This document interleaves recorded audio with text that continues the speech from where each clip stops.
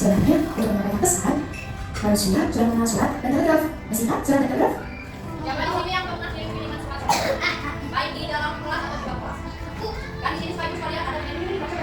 Ya, nah itu adalah salah satu alat komunikasi dulu. Itu orang tua zaman dulu mengirim surat lewat apa? Salah satunya melalui telepon. Oh ya, ya dulu itu orang tua zaman dulu sekali. Dan surat itu lewat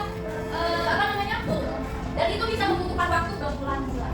Jadi nggak kayak sekarang kalau misalnya telepon, tinggal halo, bisa halo, nggak tulis, dulu, kirim, tunggu sebulan, baru bisa sampai. Nah, tapi untuk mengirim surat kita harus menunggu berhari-hari sampai surat itu diterima oleh teman kita. Dan kita juga harus menunggu berhari-hari lagi untuk surat balasan dari teman kita bisa diterima oleh kita. Selain itu, komunikasi juga dilakukan secara terbatas. Telepon muncul pertama kali pada tahun 1800-an. Kalian tadi tahun berapa? Telepon muncul tahun 1800-an. Bayangkan jauhnya dengan umur kalian. 1800-an. Coba, ada yang tahu siapakah orang yang pertama?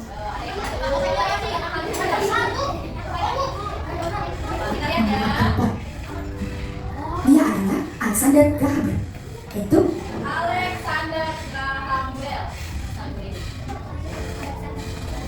orang yang menciptakan telepon. Pada uji cobanya yang pertama kali, daya jangkau telepon sekitar 8 mil. Sangat jauh kan? Selanjutnya, setelah ditemukannya telepon, ditemukan lagi yang namanya satelit telepon. Satelit telepon ini daya jangkaunya semakin luas. Komunikasi pun dapat dilakukan tanpa gerak. Artinya, kita dapat menghubungi teman atau saudara yang berada di negara lain. Nah, cara kalian bisa menghubungi seseorang itu melalui kota, negara, bahkan benua itu karena adanya satelit di luar angkasa. Ketika satelitnya tidak ada, kalian tidak akan bisa menghubungi orang terkasih kalian. Jadi, bisa ya kita telepon dari sini misalnya ke Amerika, ke Korea, ke Jepang, itu karena ada satelit di luar bumi yang dikirimkan oleh para telepon pun terus terkenal. Sekarang jaringan telepon bergerak melalui satelit. Nah dulu telepon itu sedikit. Ibu punya handphone yang ini.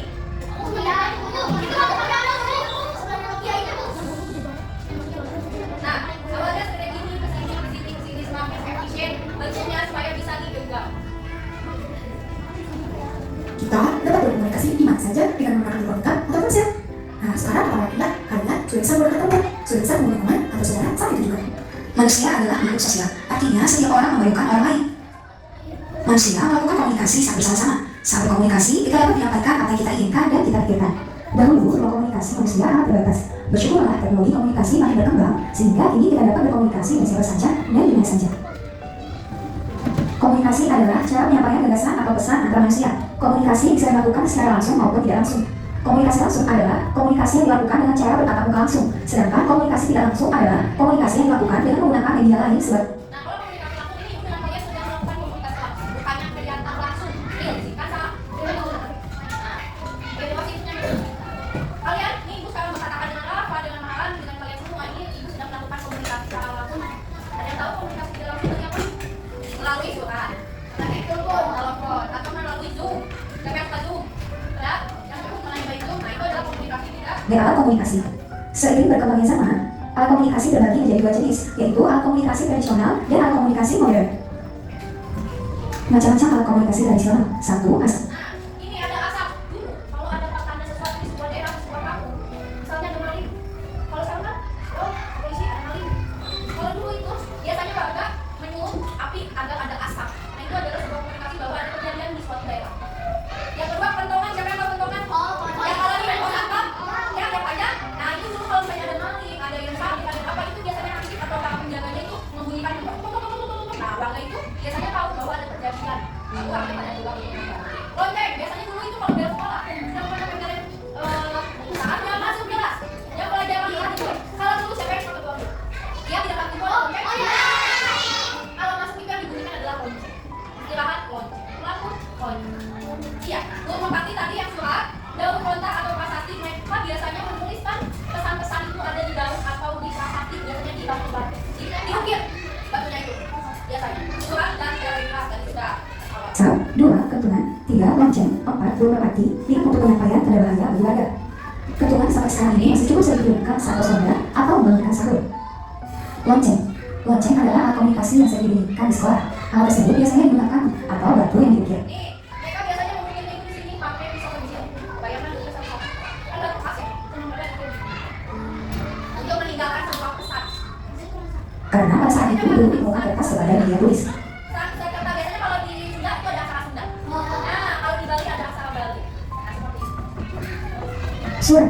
Surat digunakan untuk mengirim kabar atau tulisan.